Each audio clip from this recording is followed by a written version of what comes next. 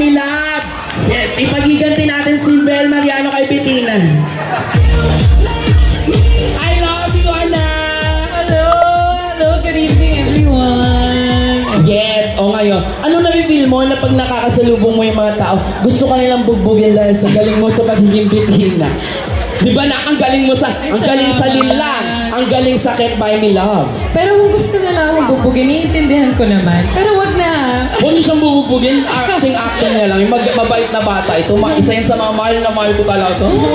Di ba, ikaw na, anong nilook forward mo sa movie? I'm excited to watch this kasi I've worked with Pocket Media once before. Yes. And with direct Catherine Camarillo, and I really see her vision for the future projects of Pocket Media. Ito na nga yung simula.